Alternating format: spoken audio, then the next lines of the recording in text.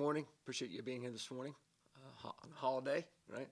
Uh, I want to start by saying, obviously, we're very excited with the win.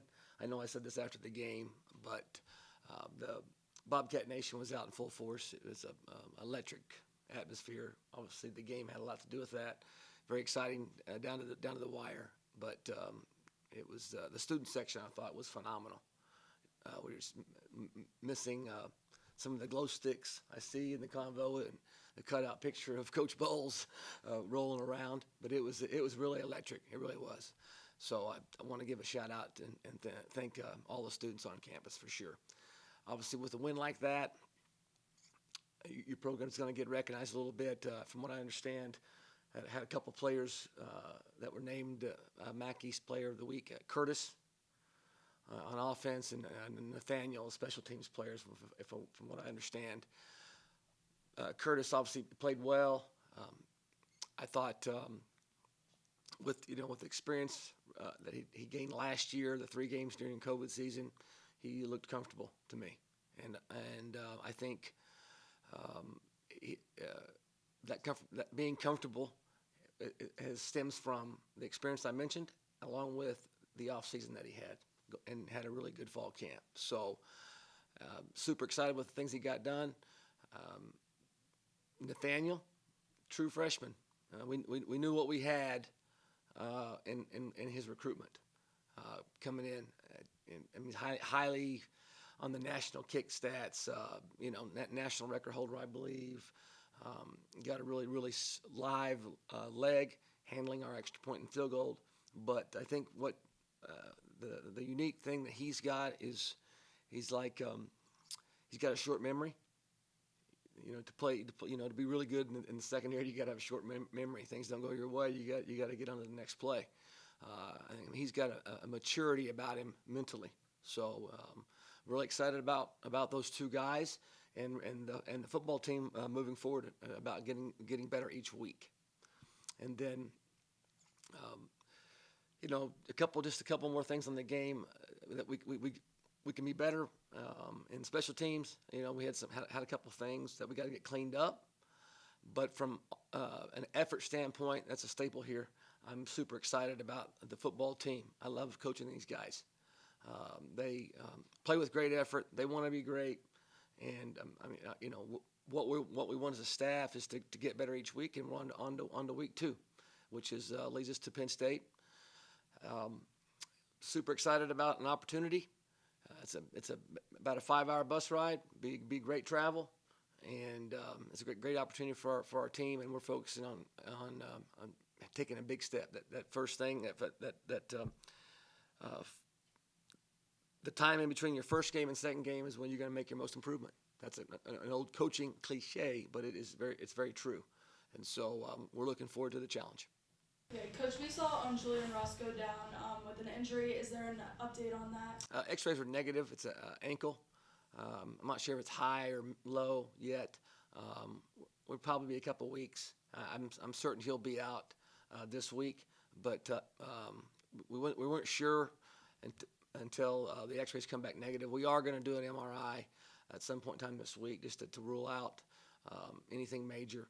We anticipate him returning, hopefully full speed, maybe a week before conference. Coach, you mentioned a couple of things that need touched up a little bit. Penn State, obviously experienced quarterback Sean Clifford, they like to pass the ball. What in the secondary did you like from Friday, and what kind of needs to be improved on going into Saturday? We've got to clean up some tackling in the back end and in the front 7. We had a kind of a slow start in the first quarter defensively.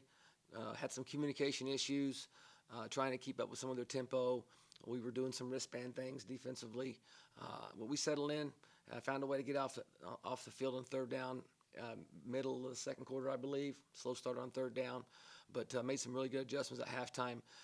As you mentioned, their quarterback is talented. He's I think he might be older than some of the guys on our staff, from what I'm hearing. But I think he's a 6th-year quarterback, very experienced, got some weapons around him. We'll have to make some improvements in the back end. I thought we, at times, did some good things back there. Obviously, the fourth down incomplete pass with Roman was huge in the play, huge in the game, and hopefully we can make some strides this week. Coach, what were you impressed with Bangura? Obviously, he moved into the starting role close to the first game of the season. What did he do well last week, and what else were you impressed with? CA, really not surprising. I'll be honest with you. I was behind the scenes very comfortable with what he was going to get done. You know, talking, you can ask Sarah. I've said some things again behind the scenes.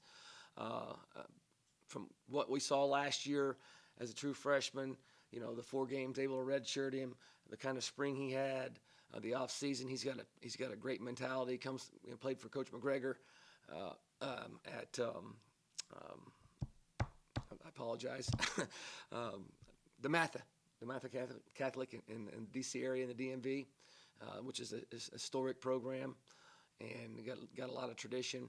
So his skill set with our offensive line and Curtis's ability to keep guys off balance with throwing, I think there's some lanes in there. But you saw his ability to be elusive, you know, and he's got power, but he's also got the ability to make guys miss and get past the line of scrimmage on his own sometimes. The one run in the fourth quarter, I believe, was a phenomenal run, you know. And so I think with just the more experience he gets, the better he's going to get. And we stay healthy up front, and he's going to have a really, really good year. Coach, you mentioned one of the things that opened up holes for CA was Curtis's passing ability. Week 1 against Purdue, Penn State gave up 350 passing yards. Is that kind of a point of emphasis for you guys that you're looking to kind of? I mean, I think our numbers we were pretty close to being balanced. That's really kind of ideal. You got the ability to loosen up some things in the running game with the throwing game, and vice versa. You know, the play action stuff is key to what we do. Obviously, the long pass to James Bostic in the fourth quarter was huge. We were sitting on that. You know, it was called at the right time, but it was effective because of the ability to run the football. And so I think balance is the key for us, knowing that there's going to be games where, rushing is going to be higher than passing and vice versa. You just got to find ways to move the ball, get first downs, and score points.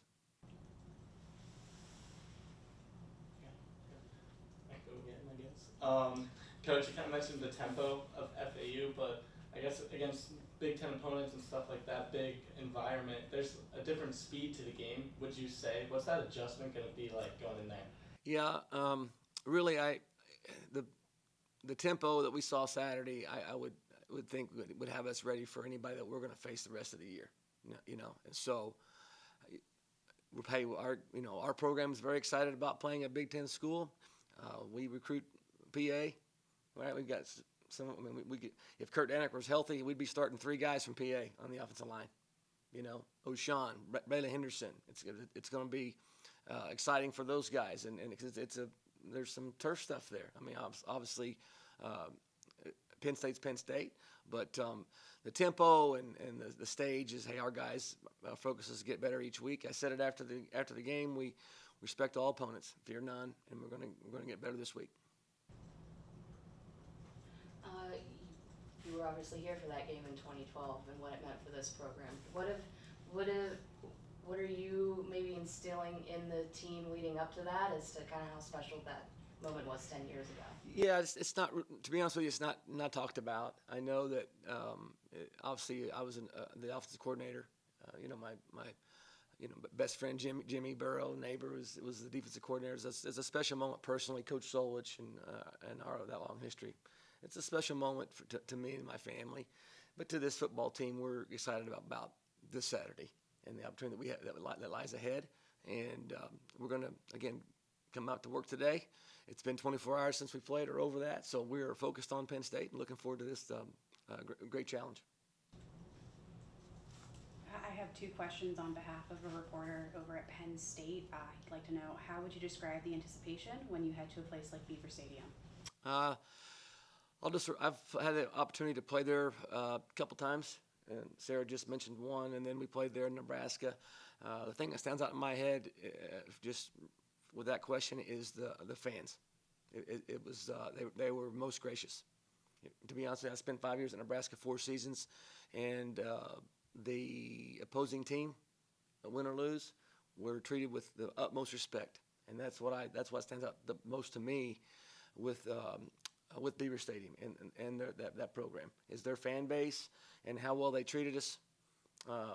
In my last time there, and I think it's a wonderful thing for college football because you go into some stages and some programs it's not that way, and that just speaks volumes to the university.